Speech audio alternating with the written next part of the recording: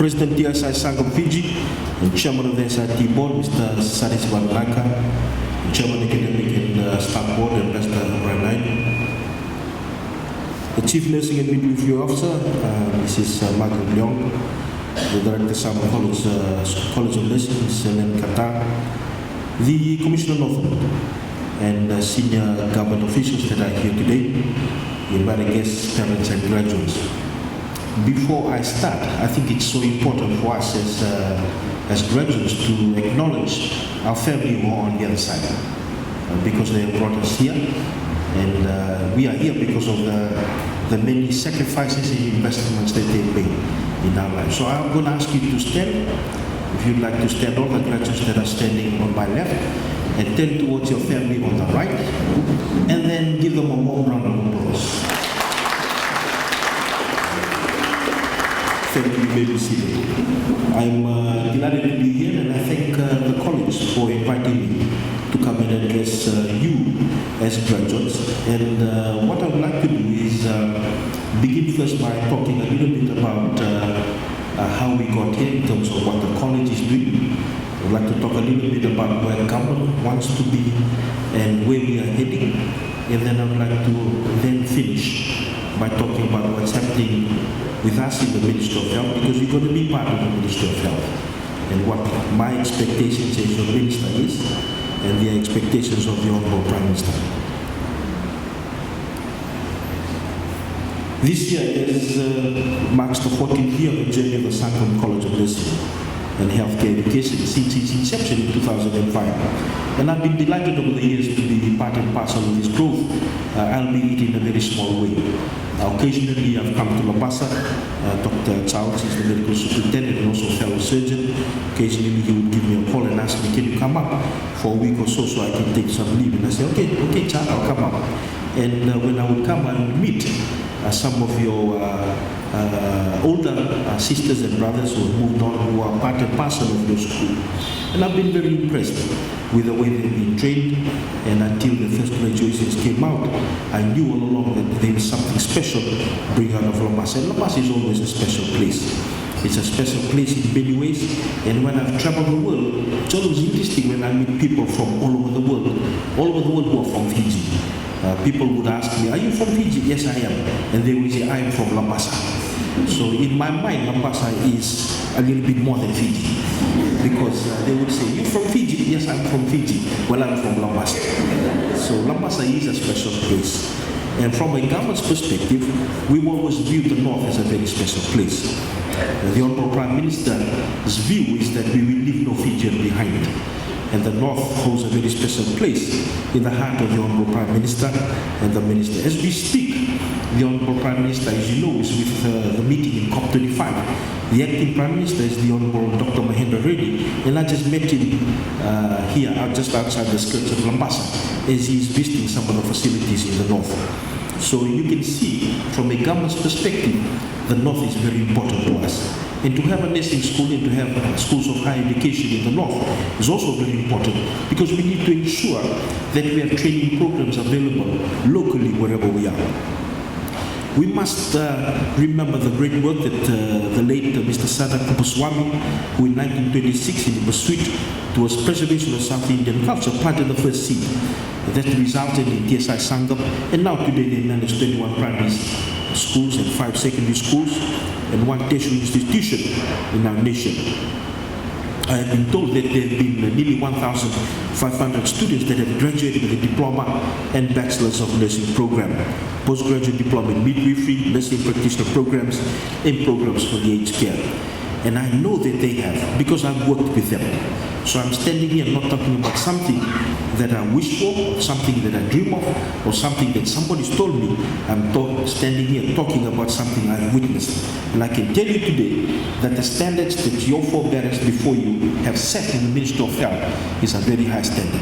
And the expectations that I have of you as a minister is the same, because your peers that have gone before you have set a very high standard.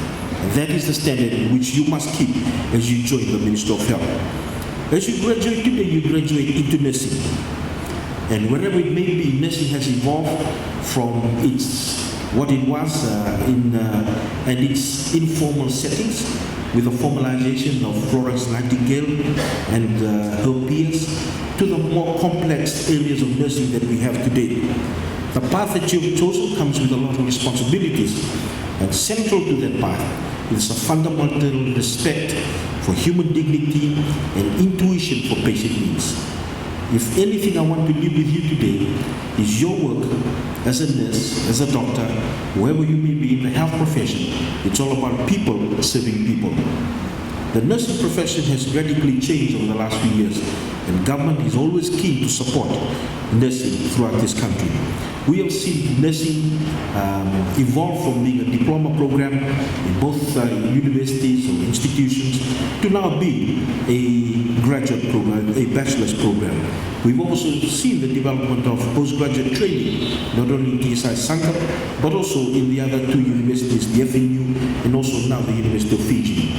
And you'll be part of a profession that accounts for nearly 50% of the health workforce worldwide. The World Health Organization estimates that there are 21 million nurses and midwives around the world. Next year, WHO, when we had a meeting in Geneva in May this year, we agreed, the ministers of health from around the world, that next year, 2020, will be the year of the nurse. So you begin to work in the year of the nurse. And I encourage you here in TSI Sangam to look at ways in which we can be able to celebrate this very important opportunity throughout the year of understanding and appreciation the great work that nurses have done. Today is not the end of your training. It is the beginning. And I've learned of the many graduations that I've had that the graduation ceremony just gives me a certificate. That's what it does. And being a doctor or being a nurse is all about what you do after that. It's after you get off that door and into the street that you must remember you are a nurse. And that is something that you will wear with you for the rest of your life. I've met many nurses who have now gone on to have different careers. Some of them are managers, some of them work with development partners, some of them work with UN organizations. And if anything we share is that at the end of the day we still remain a nurse, or we still are a doctor. That is the core reason for which we exist. I became a minister not because I wanted initially to become a minister. I became a minister because I was a doctor first. And whatever you're going to be after this depends entirely on your work now as a nurse. 11 of you will be graduating with postgraduate diploma in nurse practitioner programs. And I'm happy to hear that you'll be getting into diversify the training programs around nurse practitioners, and I look forward to it. With advanced specialist roles, the responsibility for ensuring patient safety is even greater, and always remember what Hippocrates said. First, do no harm. Whatever we do, we must not do any harm. And patient safety must be our top priority as we work in the health profession. As you rise today to take your pledge, you must understand that the calling is a vocation. It's not a job. Your salary at the end of 2 weeks is not the reason why we exist. It is the vocation of being a nurse, being part and parcel of the healthcare profession, of serving people. And I believe those who sit on your left, who are your family and friends, they saw you come into the school because they knew that someday you will serve them and serve people like us, like them. That should be the core of why we exist in the health profession. I congratulate you for all the learning that you've done over the last 3 years or 4 years or 1.5 years as a nurse practitioner. Currently at the moment in the nation we're having a measles outbreak. In 1875, a few of our esteemed chiefs came back from Sydney. They didn't realize then that they had measles. They came back on a ship called the HMS Ord. The ship came, they got off the boat, there was a great council of chiefs meeting, 69 chiefs of our nation met, and they didn't realize they all got infected. They took the measles back to wherever they came from, and at least 40,000 Fijians died.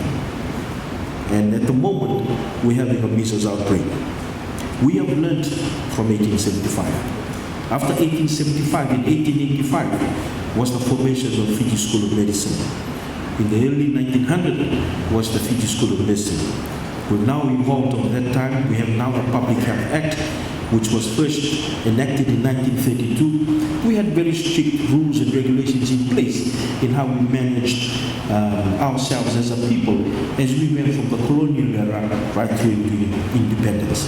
And that's why you must have been hearing the advisory that we've been sending as a Minister of Health, the importance that we will not let this measles outbreak be the same as 1875. And I've said it all along, and I will, and it is my hope and prayer that no Fijian will die. We know also at this moment in time that our friends and brothers and sisters in Samoa are struggling, and we offer our condolences to them. Our Ministry of Health and the government of Fiji, we have embarked on this progress called Universal Health Coverage. And there are three pillars I want you to understand before you go to work. The three pillars of Universal Health Coverage is this: we will leave no one behind. We will reach the unreached, and we will decrease the out-of-pocket expenses for Fijians needing health care. So that means if there's a river to cross, you must cross that river. If there's a mountain to climb, you must climb that mountain. If there's a hike to take, you must take that hike. If there's a horse to jump on to reach the last Fijian, you must do that. Yesterday we had a measles task force meeting, national meeting in Fiji, in Suva, and I made it very clear that the mass vaccinations must finish on Christmas Eve. And I said to them, you must reach the last Fijian on Christmas Eve. Before 12 o'clock midnight on Christmas Eve, all the target groups in Fiji must be met, they must be vaccinated. So that on Christmas Day, this nation can truly celebrate Christmas. Because we have embarked on universal health coverage. We will leave no Fijian behind. We will reach the unreached, and we will decrease the out-of-pocket expenses.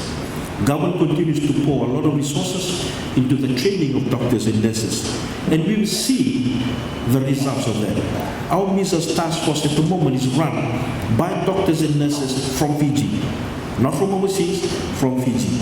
Sons and daughters of the soil of Fiji, who are bright, who are brilliant, who are competitive, who are competent, who know very well what the situation is, to put their hands up, and they're passionate about what they do.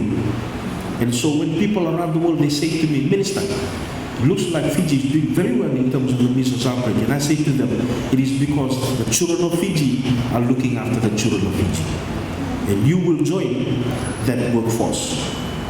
And I also like to, again, be with you what I said when I started this speech. Always remember, the Minister of Health is all about people serving people. And you become part of that people who will serve our people. God bless you and enjoy your day.